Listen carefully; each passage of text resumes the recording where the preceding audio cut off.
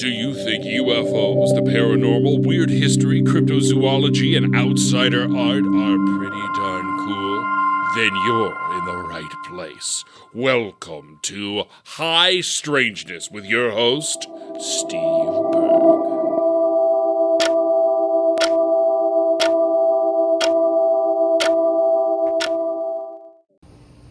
The video version. Hello, friends. Welcome back to High Strangeness. Tonight, I have. Oh, get ready for this. I have John Tenney on the show. John, how are you doing, pal? I'm good, my friend. How are you doing? I'm doing very good. Thank you for asking. John, I have a quick question that has been eating at me all day since I knew you were coming on. And that Nope. is, do people in Michigan really believe that Michigan is part of the Midwest? No. Really? I don't think so. I mean, you guys are Eastern Standard Time. You know, if you look at a map, you guys aren't really in the mid, and you're not really that west. Yeah, I really feel like people in Michigan feel like we're our own thing. Mm-hmm. I know that that's every state feels that they're their own thing, but Michigan is this weird, we're not the East Coast, we're not Middle America, we're North. Like, it doesn't make any sense. Right. Thank you. You know what? 'Cause I've asked multiple people from Michigan. I mean, I would even make the argument for Chicago, but Michigan. I mean, I actually pulled it up on the map today, and it's a beautiful looking state. It just has Mhm. it does its own thing. It just shoots out up at top, surrounded by water. Gorgeous, gorgeous looking state, friend. From a map's view, and I'm sure geographically speaking. But it's nice to hear you say that because I feel like a lot of these people really hold on to that Midwest label, where the Midwest to me is more of a state of mind. Yeah, for sure. And it's weird because in Michigan, like if you go north, everyone sounds like they're from Minnesota. And if you drop into like southern Michigan, like you start to pick up almost like a kind of hillbilly drawl. Right. Like we just don't know what we are. We're just like this huge amalgamation of people stuck on this little partial island. Well, I think having some sort of accent, handy is lucky because being from Nebraska, we were the telemarketing capital of the world in the 90s because we have no accent. We're flat. We're like, hello, how are you doing? It's very boring. I mean, even like in Kansas and Missouri, you get kind of a twang. And Colorado kind of has their own thing, but we have nothing. And it's kind of unfortunate. Yeah, in Michigan, it's a lot of nose talk. A lot of our Yeah. speaking comes out of our nose. The voices get a little bit high. So I'd have trained myself to stay down in my chest voice. Interesting. Yeah, well, there is something about where you place your voice. Any singer will tell you that. I'm not a singer, so... Well, I don't know. You're a baritone, probably. Who doesn't love a crooning baritone? I do love crooning. Yeah, see? Here we go. Everyone, the John Tenney album will be coming out the fall of 2024. It's going to be wonderful. I'm John, working on a kids album. Are you really? Yeah, because I make up these silly, like, paranormal kid songs, like the Halloween Frog and the Turkey Ghost. And so I was like, I'm going to put out, like, a kids album of, like, spooky, funny songs for kids. Yes, please. That is going to be amazing. I mean, now I feel like I might have kids just so they can enjoy it. I've always wanted one of those books like I had when I was a little kid, that where it's like the story, but then in the back there's this flap that has a 45. Yes. And I'm trying to figure out how to get that done. Well, do you remember sometimes in the back, I remember they would have like a plastic, like little flap. It would have a cassette. Oh, and yeah. Cassettes have made a comeback. So just, food for thought. It is true. Hey, did you go to the Dinosaur Jr. show? I was going to, and then I found out that there were like 4 other bands that I didn't want to see. Right. And the last time I actually saw anything Dinosaur Jr. related was a solo Jay Mascis show. Oh, yeah. And I was like, I don't know if I want to sit through like 3 other bands. And it's kind of it's kind of like an amphitheater outdoor seating venue. Oh, right. And in my brain, every time I've seen a Dinosaur Jr. show, they've been inside, and so the sound has just blown me off my feet. Yep. And outside, I feel like it just kind of loses something. That's interesting. I saw Dinosaur Jr. for the first time at a huge venue. It was at I think the Fuck Yeah Fest in LA, I believe it was. and it was a huge outdoor venue, and it was like pretty good, you know. But Hmm. like then I had seen him multiple times afterwards. It's so much better seeing him at the Troubadour or a small venue because part of it is the sound of it's just like you feel Dinosaur Jr. like My Bloody Valentine or bands like Yeah. that just are like noise bands, and that's part of the aesthetic. And Yeah. When I without saw that, when I saw that solo Jay Mascis show, it was at a venue maybe 300 people. oh, And he sits up on stage with an acoustic guitar, and I was like, what's this going to be? And I didn't realize, like, in front of him, he had his looper pedal and, like, a big muff. yeah, And when he turned it on, like, it was like it was crazy. Like, your hair blew back. yeah, it's an earthquake, man. I'm a huge. He's actually one of those guys who I feel like, because I've been following his career for 20 years now, and the new stuff he puts out is great. And like Yeah. I don't feel like enough people talk about it, but he is still consistently putting out incredible music. Never really had a down era, in my opinion. Yeah. Yeah. Because I worked at a record store in the 80s. Like, it's a perfect place to work in the 80s, right? Oh yes. Everything was happening. We were getting as many free records as we wanted. Labels were pushing everything. And I was a punk rock kid. And so, like, when those first couple Dinosaur Jr. albums came out, I was like, what the fuck is this? Yep. Like, my punk rock mindset is like, be your own unique self, be an individual. And here was some shit that, like, yeah, I could hear a little bit of Neil Young in it every now and then, but like the way that it would spiral off into just like crazy bass lines and those Yep. fucking solos, I was like, this is the best thing I've ever heard. It's just chaos, controlled chaos. It is chaos, and Murph on drums, especially in those early. I mean, Oh, when yeah. it was a three-piece, the original band, Lou Barlow, who went on to Yep. Sebadoh, which I love. I mean, all those three guys, like, really, it was like one of those kind of like perfect situations because they played so hard and so uniquely, especially like coming from the hardcore kind of punk scene. Mm-hmm. I mean, that was a risky sound. I mean, Sonic Youth was doing experimental stuff too, but like Dinosaur Jr., man, like that must have been because I didn't see him back in that era, and I wonder, did people really have like a weird reaction to them at first?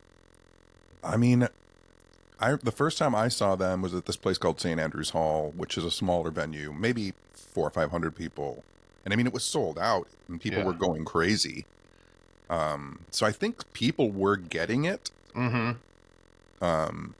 But yeah, I mean, it's so strange now to think though that like that Jay Mascis has like a signature guitar now.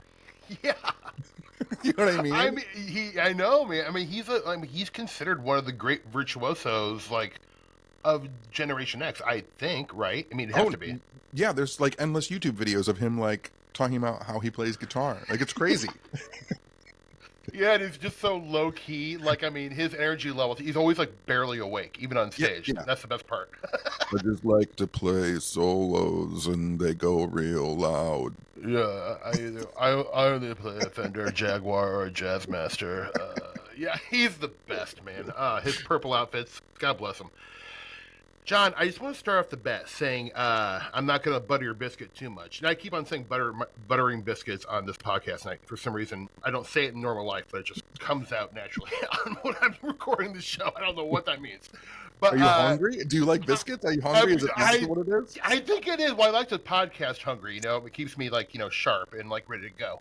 But I was telling Jessica Napick when I had her on the show, just like you and her have this comedic, like this wonderful comedic partnership chemistry, and I feel like I got asked some of the questions with Jessica about it, like how you met and stuff like that. But like, did you realize because you've known her for years, right?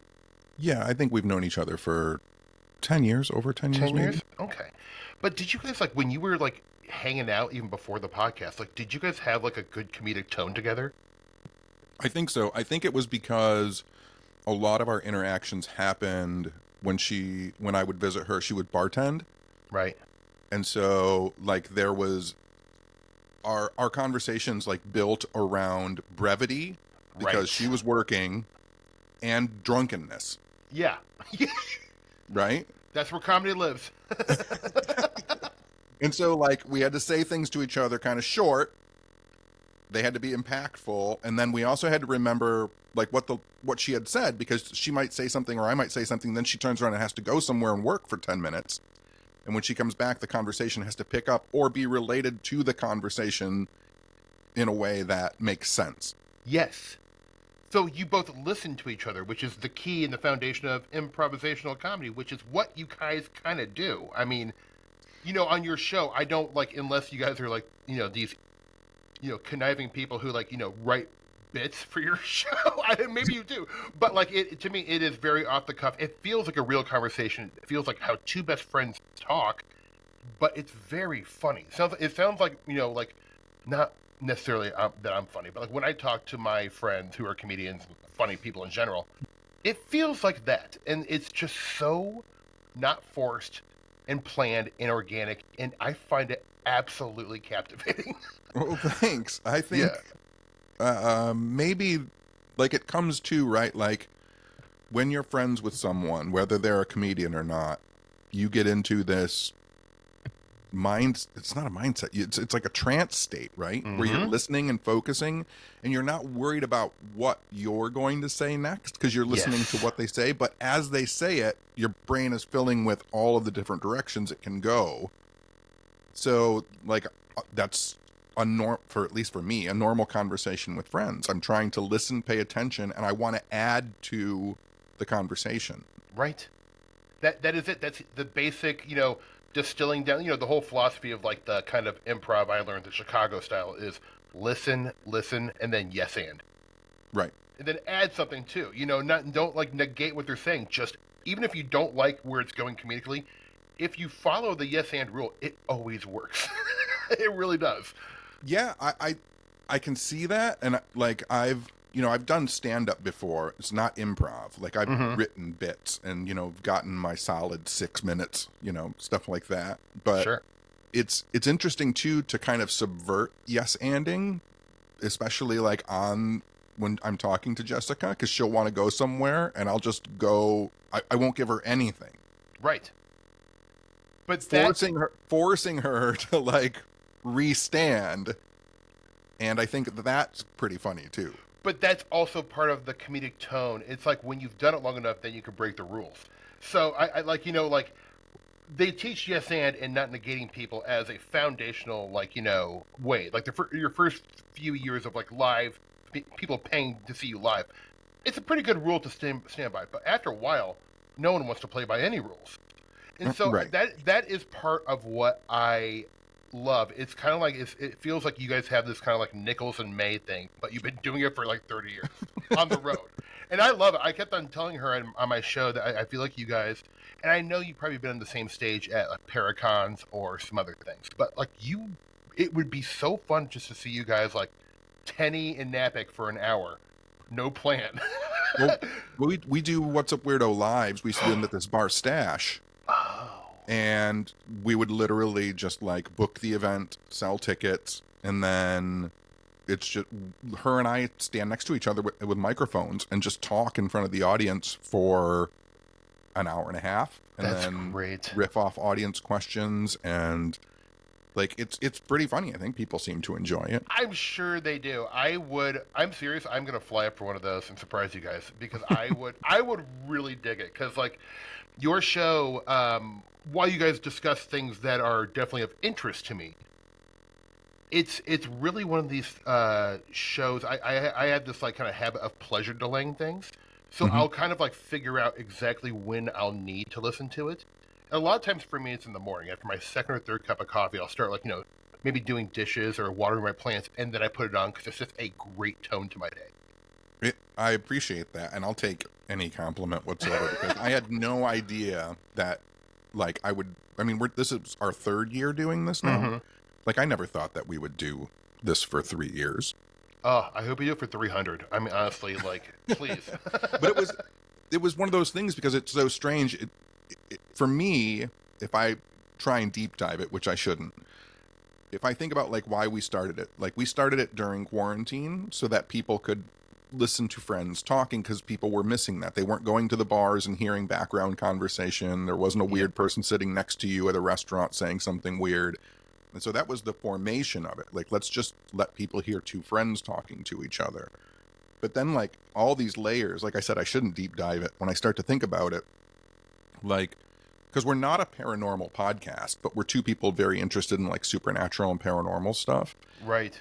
And then I start to think to myself, like, oh, it's really important for people to see that people who have a genuine, in my case, lifelong, hers too, lifelong interest in supernatural, paranormal, occult phenomena are also just absolutely normal people. Yes. Yes. And I think that, at least for me, I mean, the appeal is multi-layered, but like that is definitely something that I gravitate towards. But one thing that I think your show does for people who love the paranormal stuff like I do, it really kind of gives you a behind the scenes look at what it's like to do this for a living. Because I like hearing you talk about, like, oh, my plane was delayed here, and then I got here, and it was a good weekend because these people were here. Like, it really is. It's like, oh, this is what it's like to do this for a living, to be in this as a career. And so for me, I would find like the mundane side, which I'm not calling it mundane, but But it is. yeah, exactly. When you're talking about packing your bags, but I love mundane stuff, and I find like beautiful like art in mundane things, and also I find mundane moments very funny. Yeah, I tried to for years, literally years. There's probably a YouTube clip still on there somewhere, but maybe in like 2009, I made this YouTube video called like the realest real paranormal show that will never be shown on television, and it's a trailer, so it's only 1 minute long, but it's me sitting at a desk reading and smoking and going through books, and then it says 4 hours later and it's still just me sitting at a desk reading books and smoking cigarettes. And I have legitimately tried to convince networks, like, people will watch researchers doing research. Yep, they will. And the thing is, I have a feeling, well, one, the networks and studio system they're dinosaurs, and they know it. Yes. But, like, with all these new ways to put I don't know if I like the word content always, but to put your art out there, people will watch that. And I mean, I would watch you sit around and do, like, read a book about palmistry while you smoke cigarettes and drink coffee. It sounds pleasant. It's like, hey, I'm hanging out with Tenney. What a great guy. It's like this stuff. It's strange. I was having a conversation with a friend online today because I had mentioned on another podcast that I was reading the transcript from the UAP hearing that just happened. And they contacted me and said, where did you get the transcript from? And I said, oh, I copy and pasted all of the closed captions from C-SPAN and then put it in a document and then corrected it so that I could have a transcript of it, because the congressional actual transcript probably won't come out for a couple months. Okay.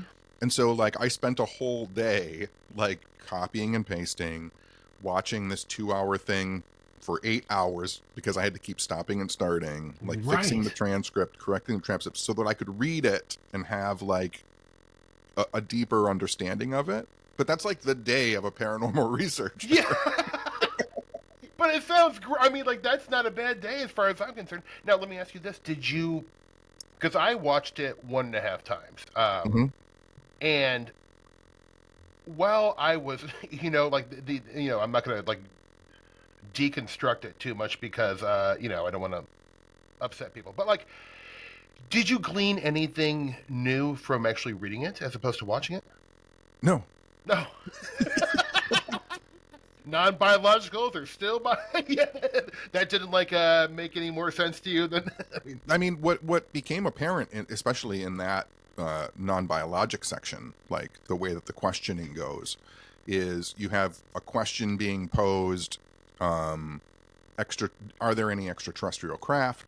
And the answer is, I can't discuss that. So that's a non-answer. Yeah. And then the next question is, you say that we've recovered pilots from these crashes. Is that true? And he says, there have been non-biologics. Okay, she asked about pilots. Right.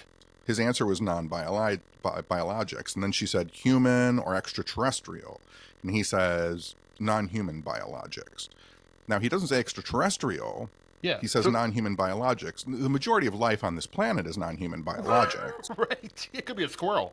Well, the term biologics, too, is usually used in reference to, like, germs and viruses. So, like, he could be talking about anything. But people hear that whole exchange happened within, like, 30 seconds, right? So people have heard the words extraterrestrial pilots recovered crash. And then he says something that, non-human biologics, which sounds weird to people's ears. And the next thing you know, everybody's like, oh, he confirmed that we have aliens. No, he didn't. Yeah, no, he didn't. But it's funny because I had so many friends from like LA, from like, high school, like text me like, dude, you were right. I'm like, no. I'm not. First off, I'm not right about anything. Like, but it's funny. So many people just heard with, I think actually most people didn't watch the hearing. I don't think. I think it was No, like, most people didn't. no, I mean, I did. I watched it with my mom and had coffee, and it was kind of a sweet little day. And, but, it's like people saw the sound bites. And if you weren't into this stuff or hadn't heard these narratives repeated for 30 years, I could see how you would hear somebody, in a congressional hearing say non-biological, go, wait, whoa, shit, like gray aliens? Like. Yeah, no, absolutely. Like I feel like that's how these ideas continue to persist, right? Is because so to really get myself out of my mind space, because I spent the whole day watching it and then talking about it on Twitter and talking about it on Instagram with people and thinking about it. So like that night I went to the bar, and I went to my local home bar, and there were maybe 20, 25 people in there, all people I know because it's a local home bar on a Wednesday night. And no one in there knew anything had gone on about UFOs or UAPs. None of them. And so it's like, this is a cross section of what's really going on in the world. Yep.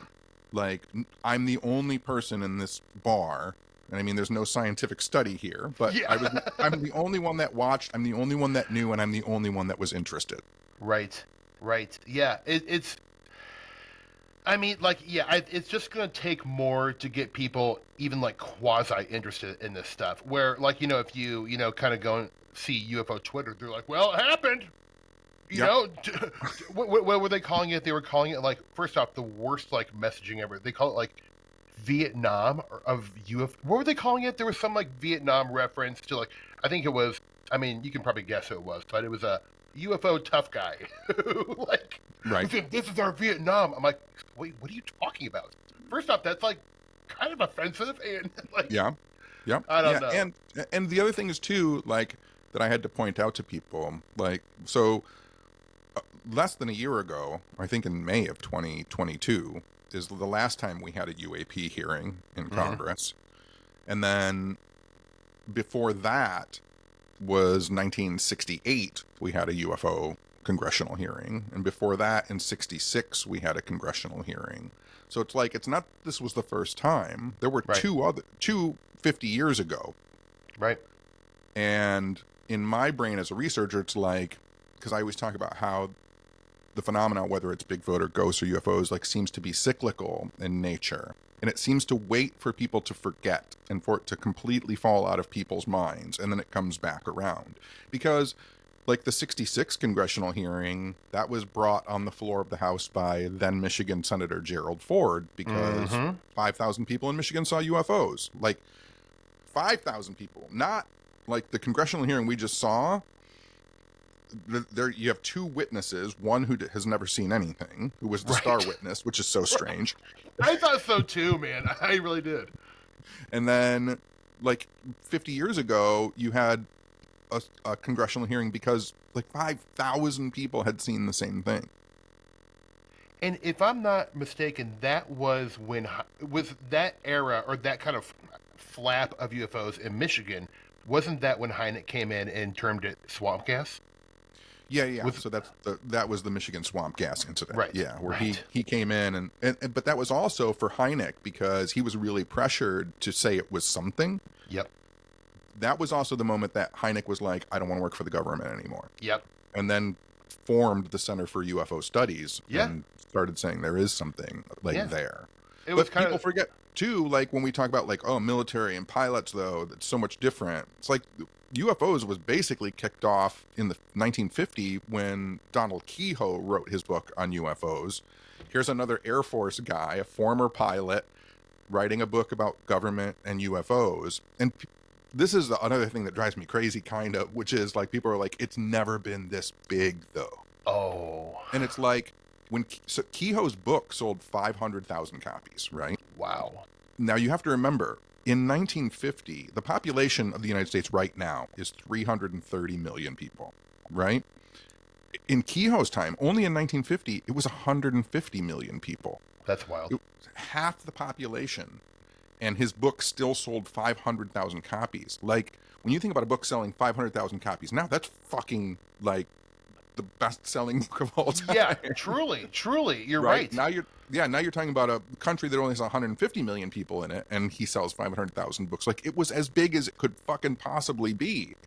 And he was like a decorated military guy. So like how everyone's excited about Grush because he is an intelligence guy, had the inside, had access or whatever. But like this isn't also the first time we've had somebody who could potentially be in the know come out with this stuff. In the 1990s, there was that big book, The Day After Roswell, which was written by Lieutenant Colonel Philip Corso. Oh yeah, right. And I mean, that's a lieutenant colonel now talking about we have recovered bodies from Roswell, and like he was on C-SPAN and he was on Larry King, and in a pre-social media world, like Larry King is like the way Twitter is now, right? Yep, like something going viral on Twitter was being on Larry King. Yep, it truly was. I used to tape every single thing he did on UFOs. I probably still have the VHS copies somewhere in a box. But you need to digitize them. Yeah, I do. I really should. Oh man, because I think Larry was so great. He was so dry when talking about like this really wild stuff, and it was just his tone was hilarious. Yes, amazing. Absolutely. So since we were just talking about Michigan UFOs, do you always kind of, and I know historically you have, and you were a collector of like Michigan paranormal stuff, UFOs, folklore, and all. Are you still kind of like always actively like trying to document weird occurrences in Michigan? Yeah, Michigan is always will be, just because it's my home. Obviously, it's closest to my heart, and so I try and keep track of all the weird things that happen here. But now, with the advent of the internet, like my horizons have broadened because it's a lot easier now. But even like there's stuff that happens that no one talks about, doesn't gain news traction, which I find just as weird. Like 15 years ago in the city that I'm in, even this is why like it's so important to read like little local newspapers. For like 3 days, like purple dust fell on the city. What? And it was like covering people's cars, and people were complaining about it in the local newspaper and like calling the police about this purple, and then it just stopped. And it never was talked about again in the newspaper, and like never solved or anything like that. But it's stuff like that that makes me go like, oh, you have to watch every fucking little city in the world, because who knows what the fuck is going on there. And then, a few years ago, one city over, there were these giant, like, they were getting like mini earthquakes just in that city. What? And people were complaining about like their basements were shaking and stuff was falling off their walls, and no one knew where it was coming from. And then after like a month, it just stopped. And no one ever talked about it again. And I'm like, that stuff is just as fucking great as like Bigfoot and UFOs. Truly, I mean, that is what makes Charles Fort like still like a talked about person. I mean, like, I would, probably label, if I had to label myself, I would label myself a Fordian, because I'm like an all-purpose weirdo, where I love stories about meat falling from the sky. And, and like you said, purple dust. I mean, that is the good stuff. I had no idea about that. That should be national front page headline. Does, because it's just one of those things. It's like a little tiny local newspaper. Most local newspapers, at least they're starting to come online. But a lot of that stuff will never get digitized. Like, no one's going to have, like, Hometown Herald Volume 2 from 1972. No one's got a copy of that that's going to get scanned and put online anymore. I know, man. And, like, one of the sad things is I'm obsessed with Nebraska weirdness. And I've been driving around a lot of these small towns, and I have, like, a membership to look at all the newspapers, like, small town ones and everything. But now, like the last 5 years, I've noticed that all these small town papers are written by news aggregates from like a big city, and they may have one local story that's actually written by someone local. But like to me, as like a person like trying to investigate the weirdness in Nebraska, it's becomes really hard because I could tell, like, when these old stories, maybe not to the level of Mary Hire and Point Pleasant, but there were people who were interested in the weird stuff that was going on in their town. Yeah. And now I feel like that's kind of going away sadly. It's one of the, so like I always tell people, if you're traveling around and you get a chance to stop like at a local library, usually in that library they have a very unused, not being used anymore microfiche machine.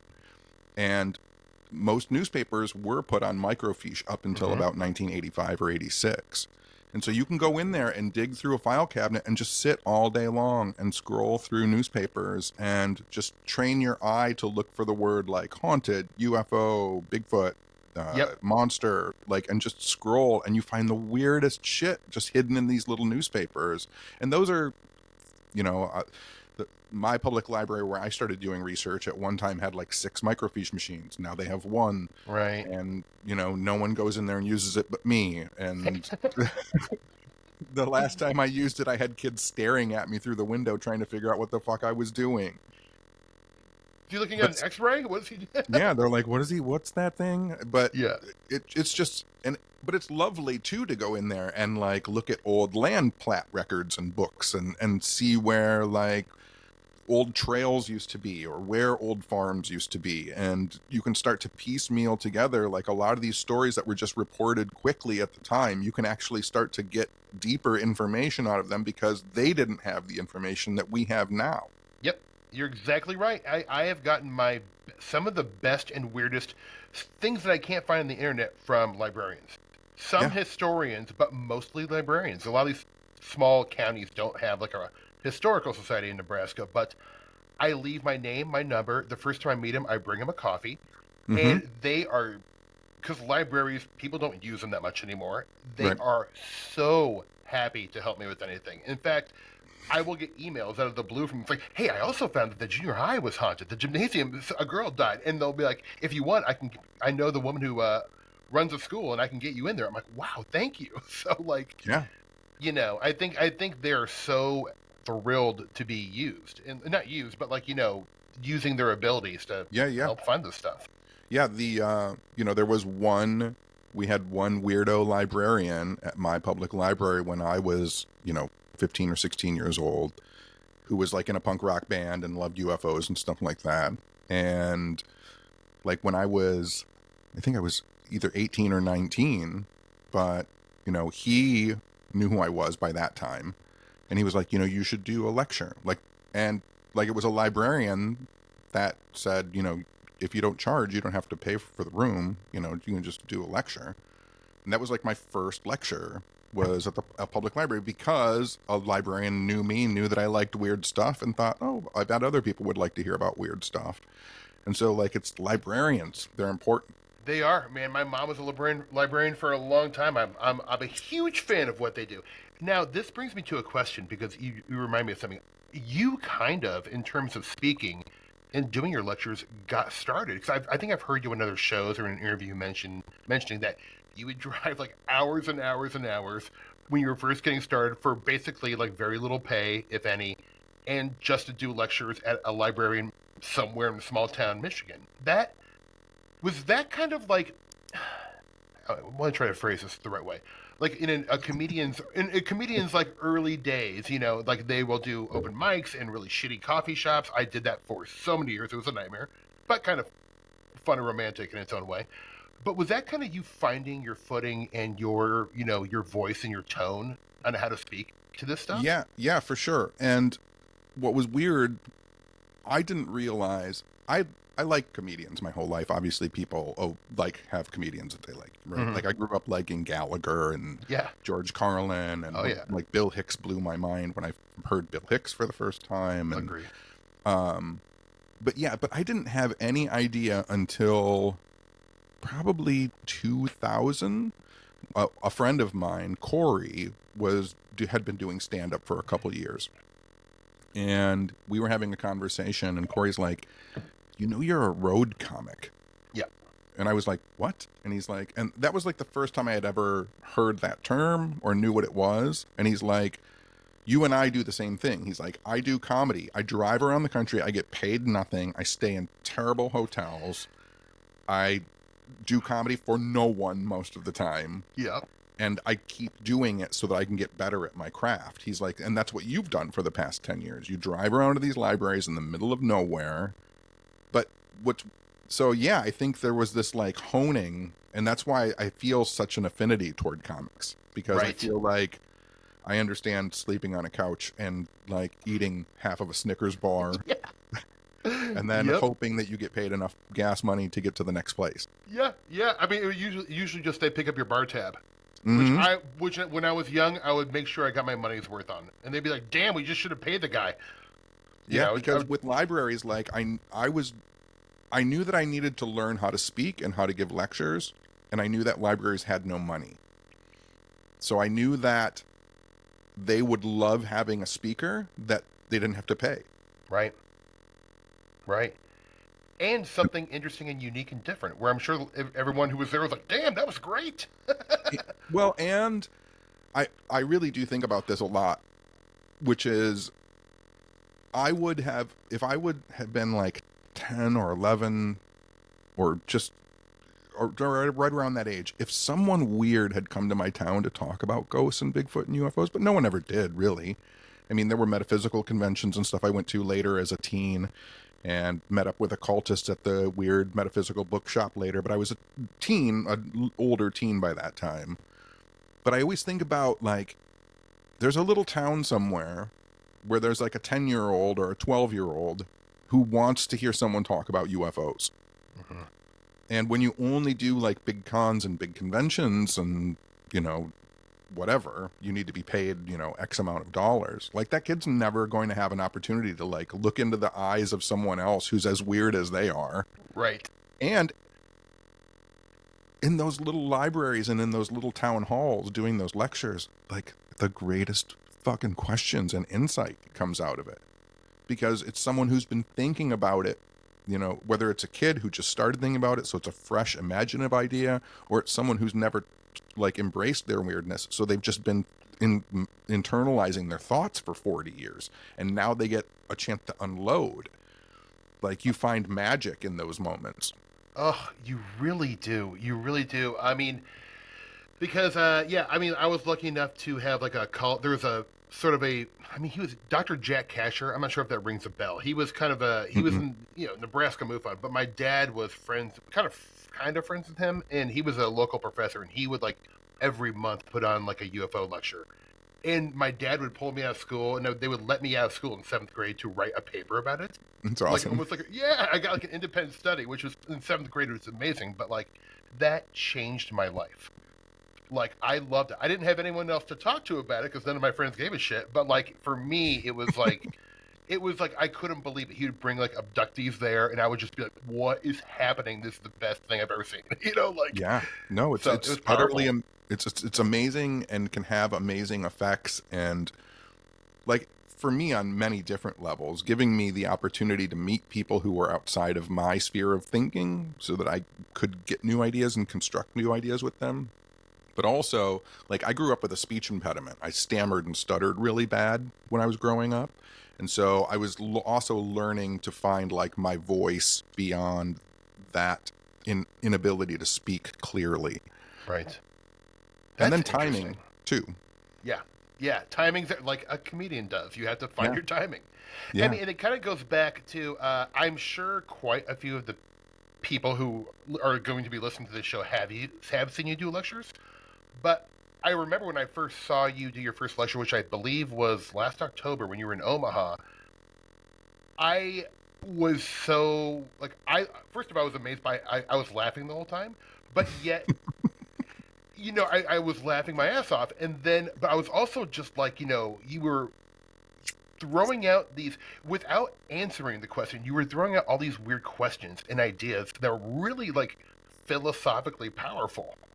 Even kind of when you talk about like how every organism on the planet had like 1 billion trillion years to not exist, and then they come into like that. I mean, like, I think about that all the time, still to this day. And, It's and I remember saying to you afterwards, I was like, "Oh my god, great set!"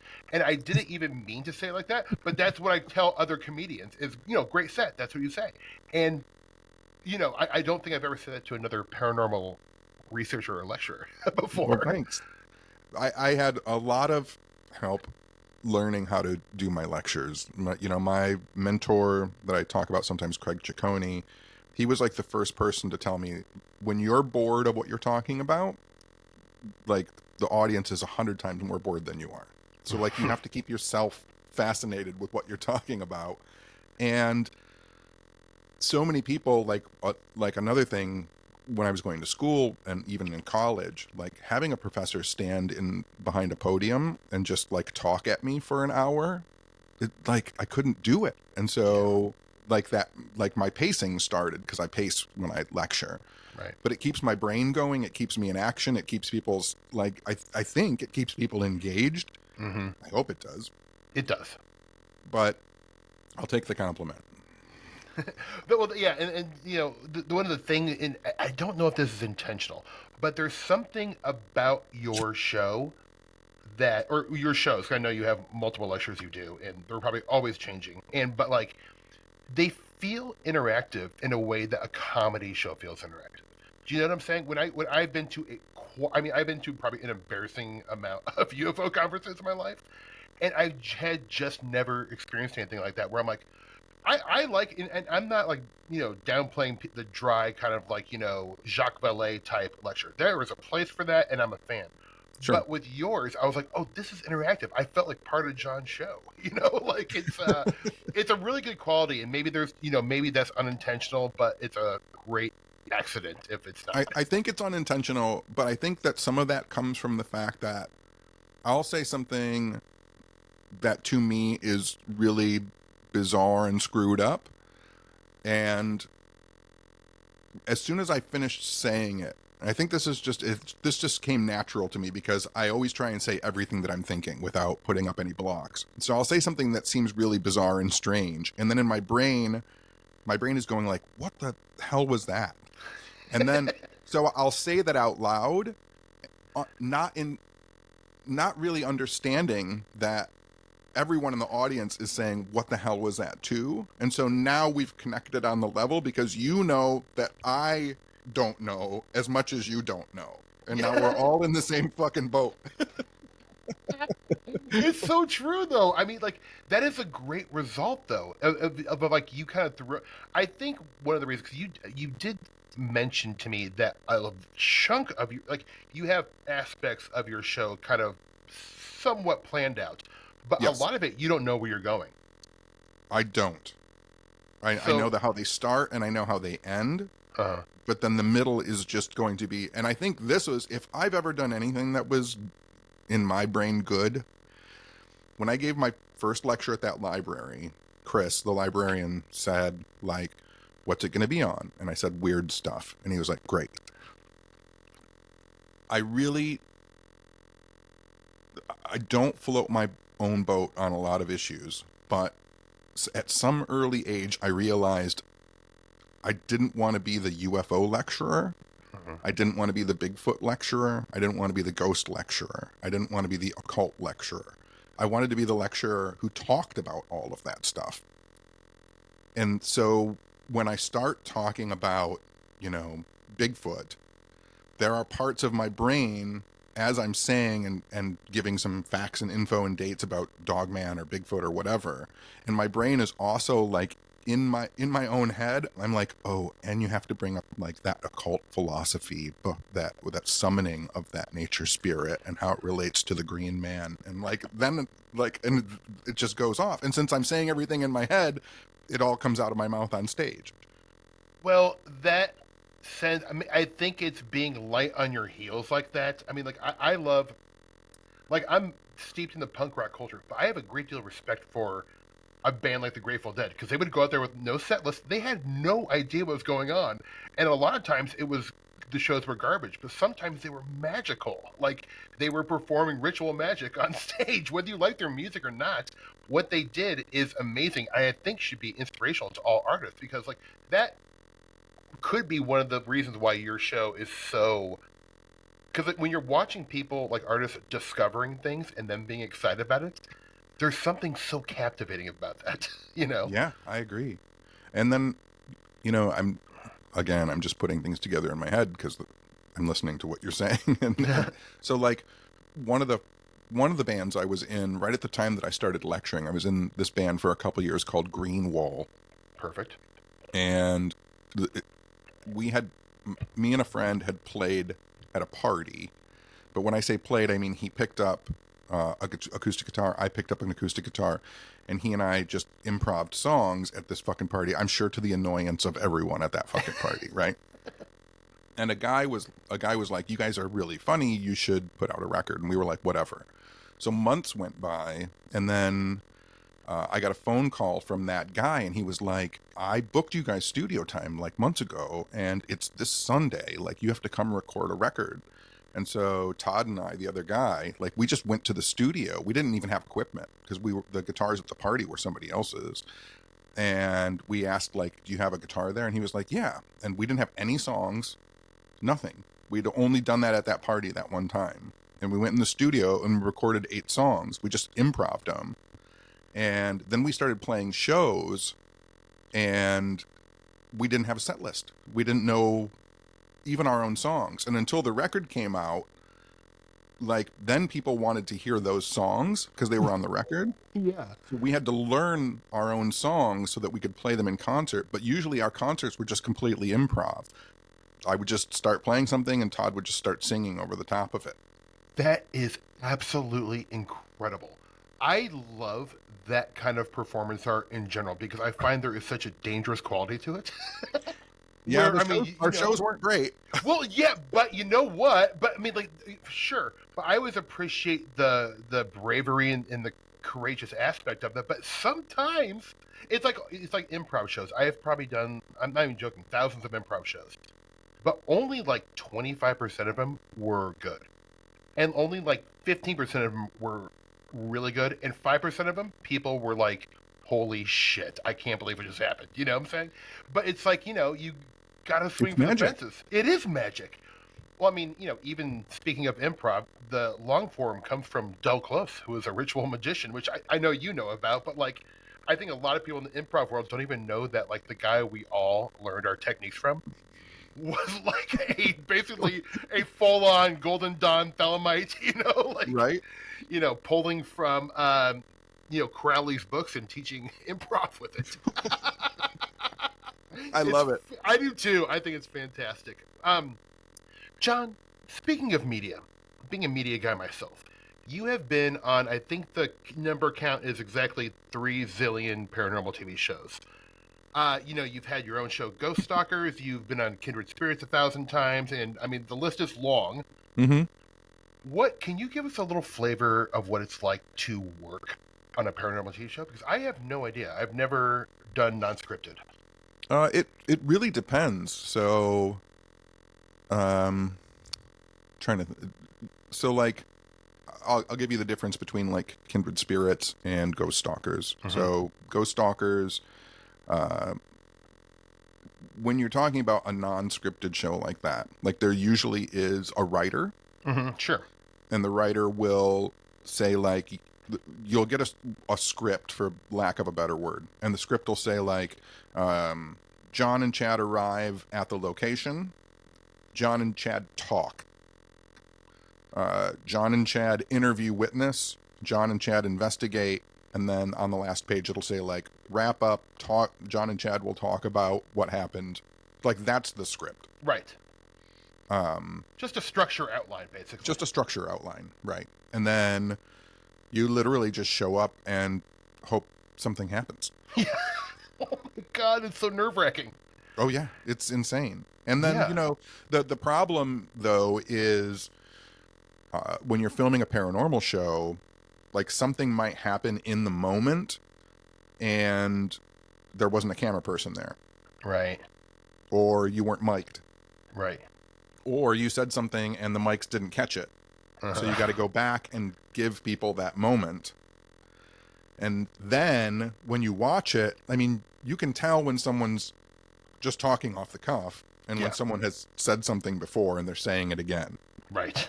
And so, like, it's really important to have a good crew to be able to catch everything that's happening. When we did Ghost Stalkers, we were the first show, when all the most ghost investigation teams up into a certain point said, like, we're alone in this location. Right.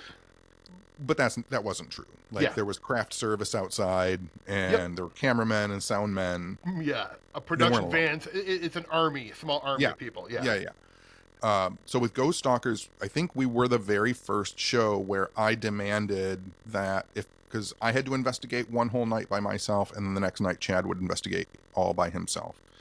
And I wanted to make sure, for my own mind's sake, that no one was screwing with us. Mm-hmm. And so I negotiated with the network and with the production company that all camera people, all production people would wrap an hour before I went in to investigate.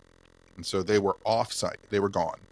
So the only person there was Chad. He would be in the RV, and then I would investigate by myself all night. And then the next night the next day we'd film witnesses and stuff like that. But then they'd wrap, they'd leave. I'd be in the RV. Chad would go and investigate by himself. Well, this caused a lot of real fucking hassles because that also meant we had to be our own cameramen.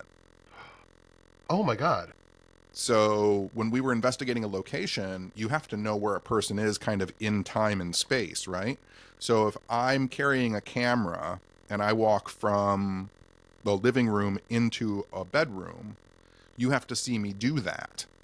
So I would have a camera on a tripod, and then I would be carrying a camera. So I would have to set the camera down on the tripod in the living room, start to walk into the bedroom, make sure that it saw me going into the bedroom. Then I'd have to come out, get it on the tripod, go back in the bedroom so that you would have footage of me walking into the room. Oh my Lord. So, like, you had to catch everything. And if you didn't catch it, like, we were screwed. Oh, so you're doing like 15 jobs. I mean, so did they wire the place for sound, or were you lav mics, or? We had lav mics. Right.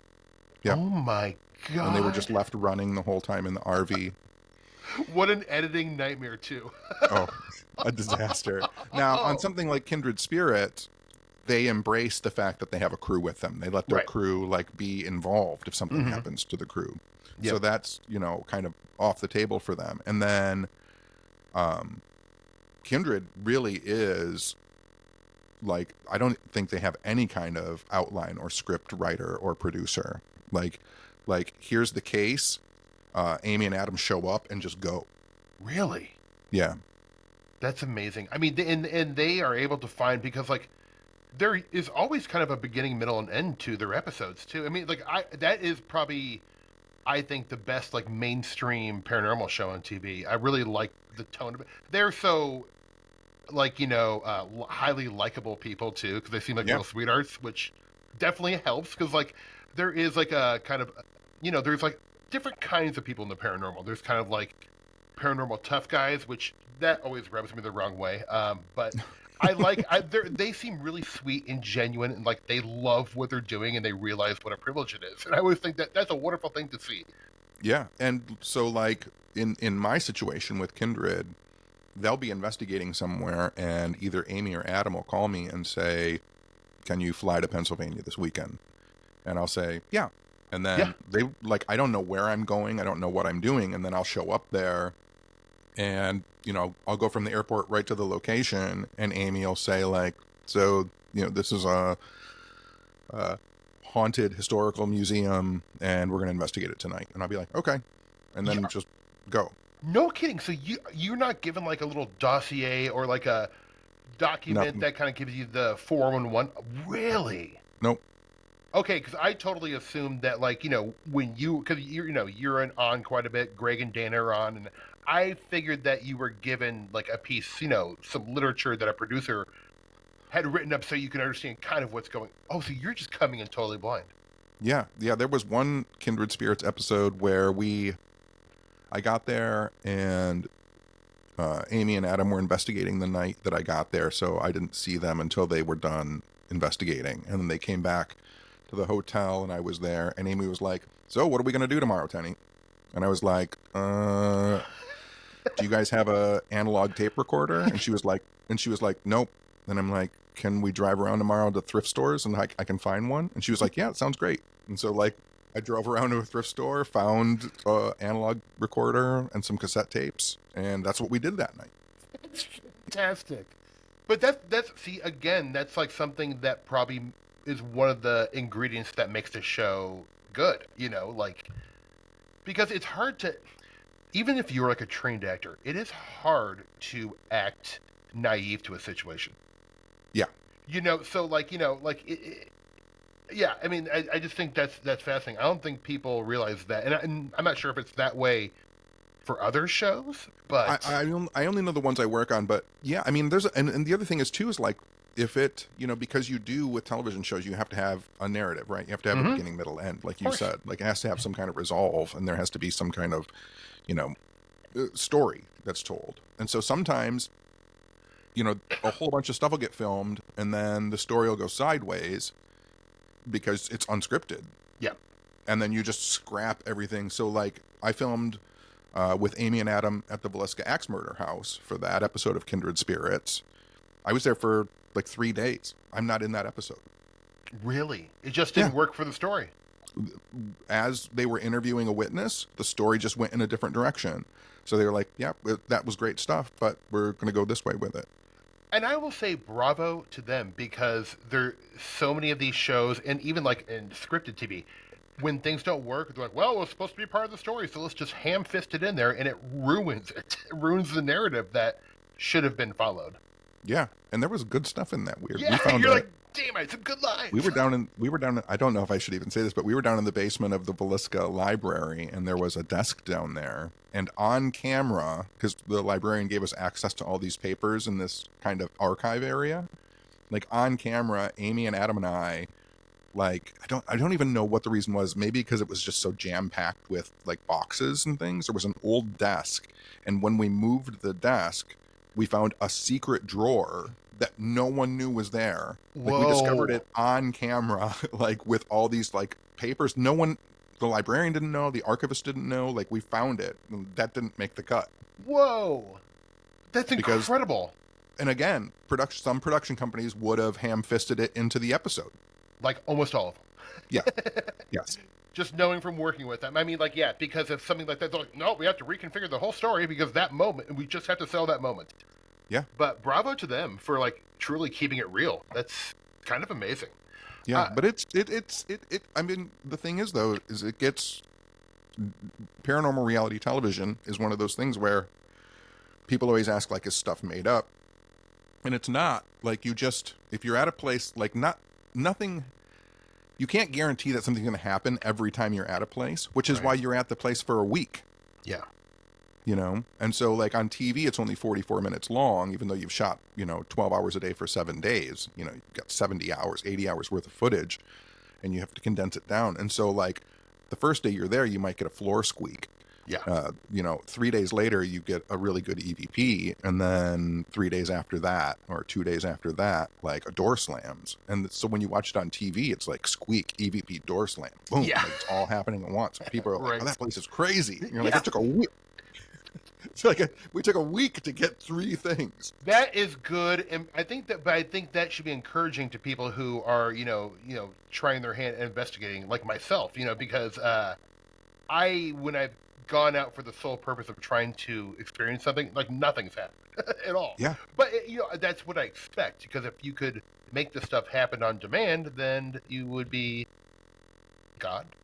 You'd be Yeah, God. I mean, I don't mean to like, harsh anybody's buzz on this stuff, Right. but, I do a lot of conventions and I do a lot of like group investigations where it's like, 200 people that are broken up into 10 groups and they move through different areas. And it's like, some of the groups might have something happen. Some of the groups might not have something happen. If something is happening every single time for every single group, you've got to start wondering what's going on. Yeah, for sure. Right. I mean, it'd be great if it would, but it just doesn't seem.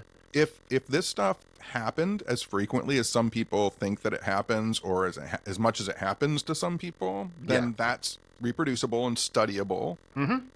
And scientists should be called in. and actual testing should be done. You're 100% right, because then it would be applicable to the scientific method. You could repeat it, you could study it in a controlled area, and it doesn't work like that. High strangeness does not work like that. It doesn't. Unfortunately, it'd be I cool know. if it did, man. It would be, but then I think it would be like less interesting. I agree, because John, I had this kind of theory, because I've been thinking about this stuff since, like, I don't remember a time in my life where I haven't been, to be honest. But, Hmm. like, you wonder sometimes if the mystery in the unknownness of this stuff is the whole point. Like, I'm kind of one of those people, a lot of people are like, well, someday we'll know what the UFOs are and represent and where they're from and what they want. I'm like, I don't think that will ever happen. Ever, ever, ever. Because I'm not sure if there is, like, an answer, really. I think it's like, and this is just me, like, just doing college room bong hit territory dorm talk. But, like, but I do wonder if the mystery and the unknownness is, like, a key component to this phenomenon, or whatever you want to call it. I always, when I started off, 32, 33 years ago now, whatever it is, like, I thought for sure, like, oh, we're going to get closer to the answers. Someone will figure it out, like, Yeah. whatever. And now I'm at the point where, let's just take aliens for an example, right? Like, my best case scenario, what I would love more than anything is for, like, a flying saucer to land, Yeah. and aliens to get out, and they would, like, find someone or communicate with us through a Gestalt mind consciousness. Yes. And their first question would be like, hey, do you guys know what the fuck ghosts are?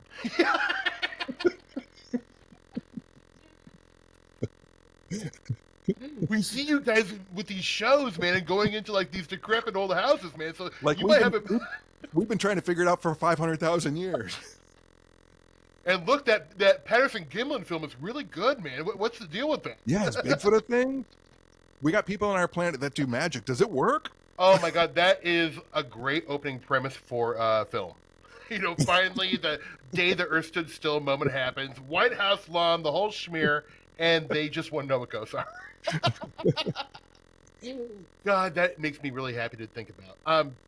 Speaking of, so, like, because you have been, how long have you actually considered yourself an investigator?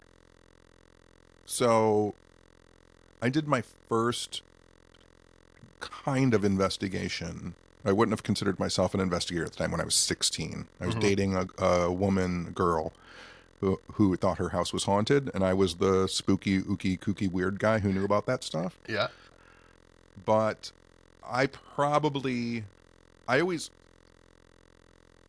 for easy frame of reference, like, my first lecture was in 1990, and by that time I know that I had already been investigating, and by that time I'm, like, doing public speaking. So it's like 90 is my beginning, I think. Right. But Right. before that, there were obviously things. It's, I was going to metaphysical conventions, and when I was 16 and investigated that house very terribly because I didn't know what I was doing. 1985 or 86. Like, there's no, books really about how to be a ghost hunter. There's no ghost hunting reality shows on TV. Yeah. It was me walking around with, like, a Bible in my pocket and some white candles, and, like, you can go away if you're trapped here. I didn't know what I was doing.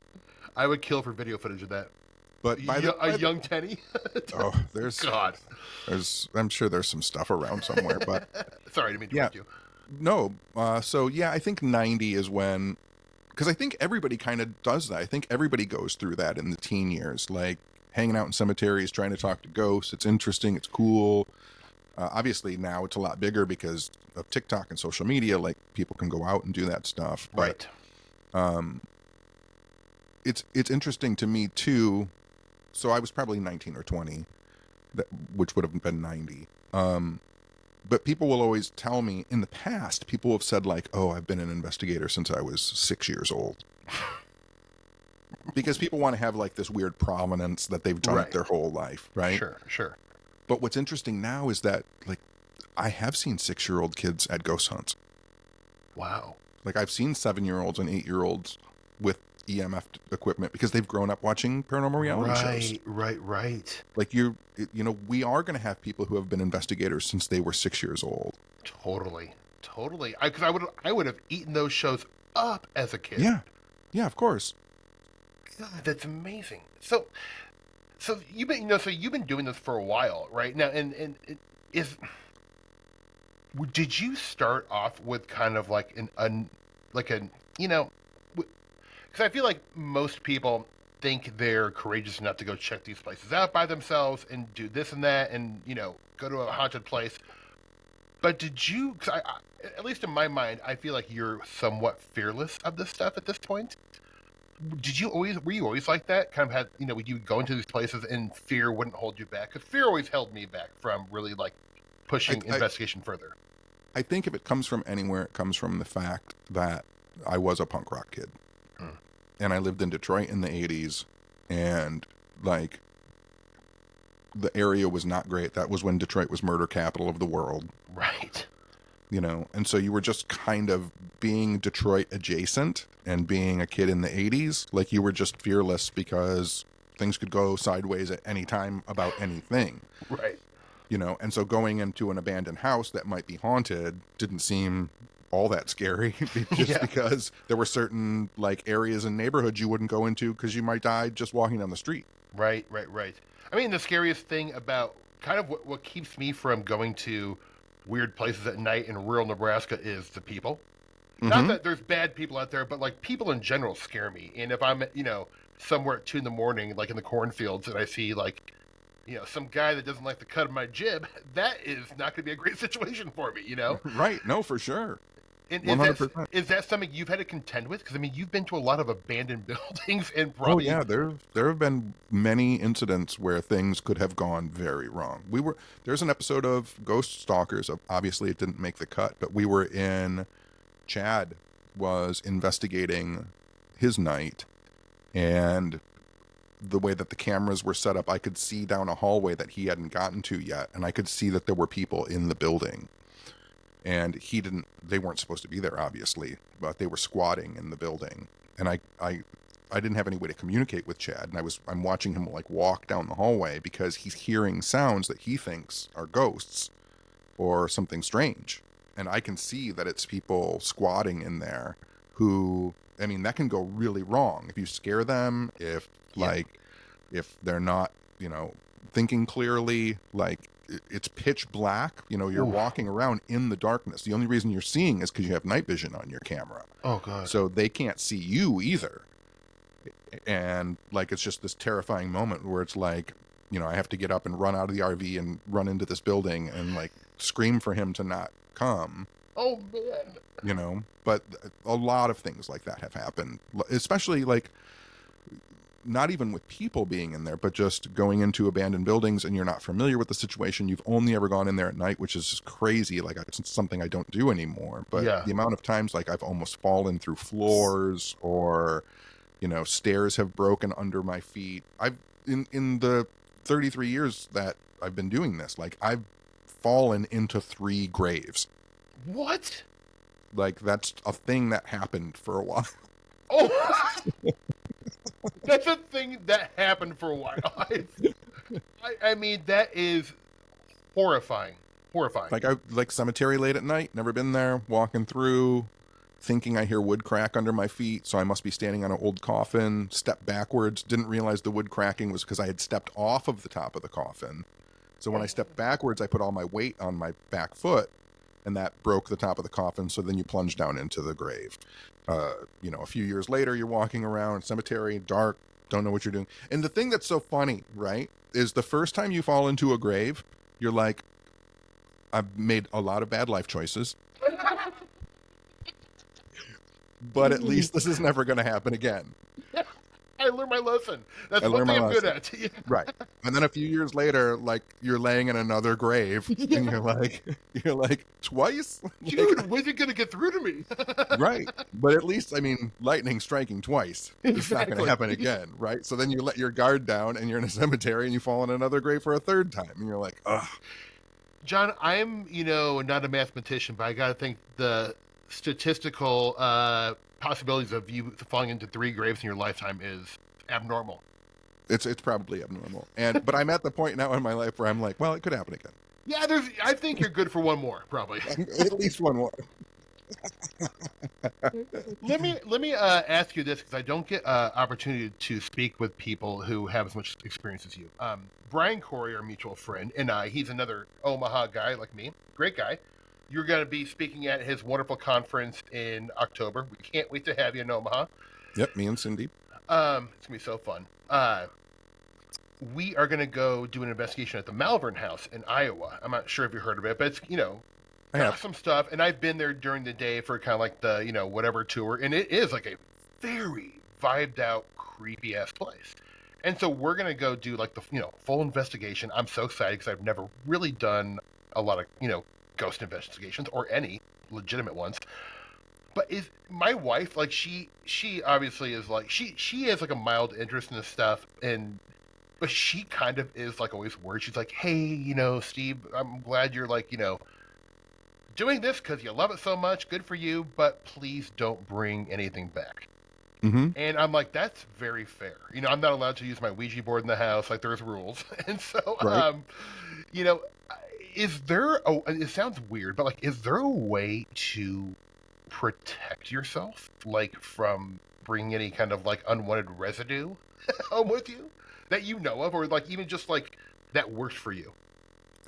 I have a lot of stuff that works for me, and I don't know if anything that works for me works for anyone else. But I mean, when you go to these locations, like it's always nice to announce yourself when you Mhm. leave. It's always nice to say goodbye. It's always nice to tell things that they have to stay there, that they can't follow you.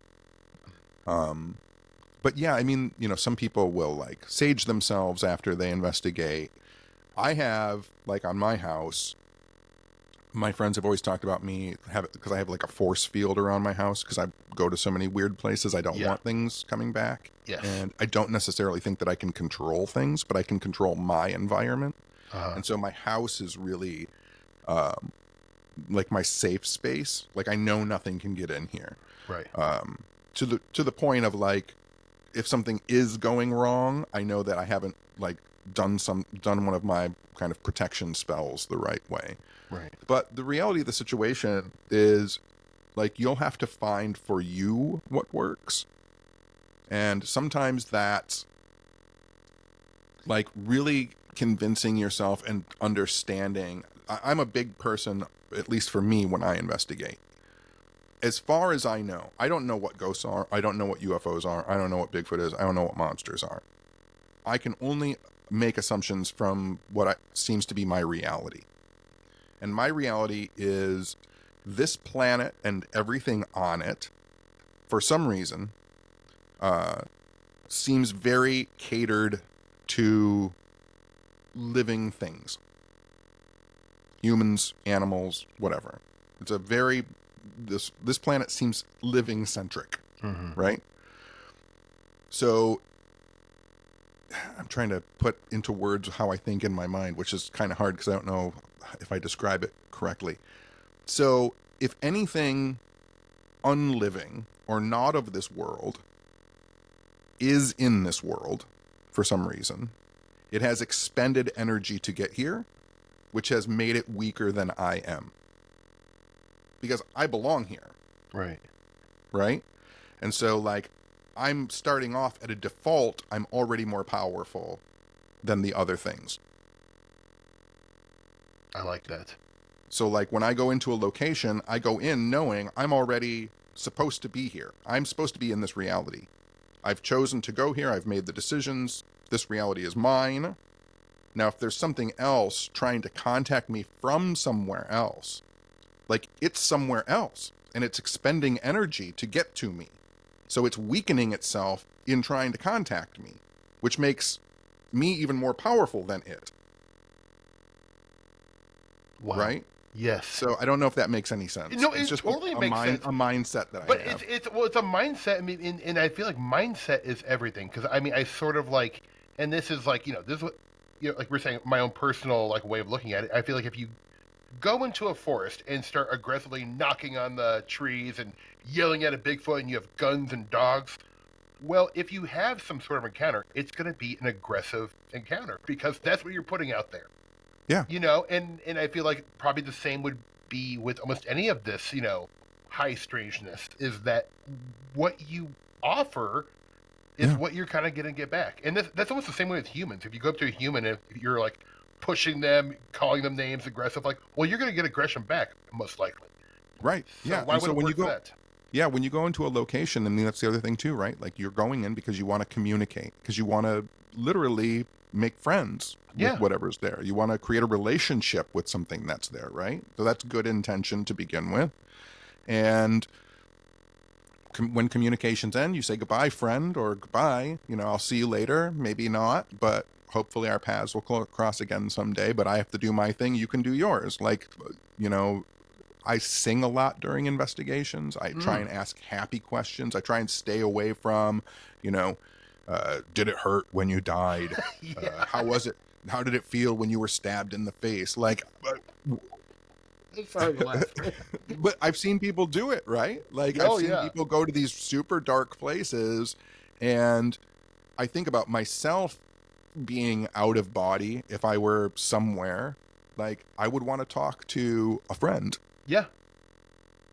and I would probably want to talk about the people that I loved and the things that I love and what I liked to do and the memories that I have that were pleasant to me. Those are the things I would want to discuss. And so when I investigate, I always ask, like, can you tell me the name of someone you love? Can you tell me what books did you like? What kind of music did you like?